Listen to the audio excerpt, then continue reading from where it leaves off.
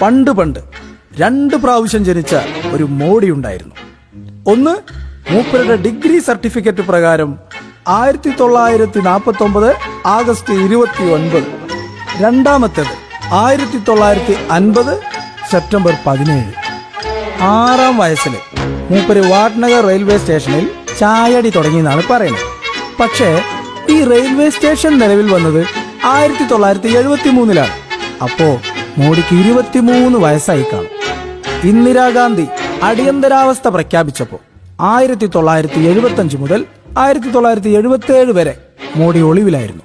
അതേസമയം ഡൽഹി സർവകലാശാലയിൽ നിന്നും മൂപ്പര് ഡിഗ്രി നേടുന്നത് 1978.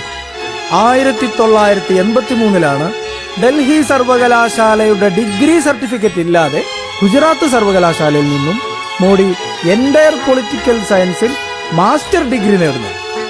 ഡിഗ്രി സർട്ടിഫിക്കറ്റ് ഇല്ലാതെ മാസ്റ്റർ ഡിഗ്രി നേടുന്ന ലോകത്തിലെ ഒരേയൊരാൾ മോഡിജിയാണ്. 2014 മോഡി പ്രധാനമന്ത്രി ആയതിനു ശേഷമാണ് ഗുജറാത്ത് സർവകലാശാലയിലെ പ്രൊഫസർമാർ പോലും ഈ കോഴ്സിനെ കുറിച്ച് കേൾക്കുന്നത്. മോഡി പൊളിറ്റിക്കൽ സയൻസ് പഠിച്ചത് ഒറ്റയ്ക്ക്, പരീക്ഷ എഴുതിയതും ഒറ്റയ്ക്ക്, ഡിഗ്രി എടുത്തതും ഒറ്റയ്ക്ക്. ഇതുവരെ ഒരു പ്രൊഫസറും മോഡിയെ പഠിപ്പിച്ചിട്ടുണ്ടെന്നോ ഒരു വിദ്യാർത്ഥിയും മോഡിയുടെ കൂടെ പഠിച്ചിട്ടുണ്ടെന്നോ അവകാശപ്പെട്ടിട്ടില്ല.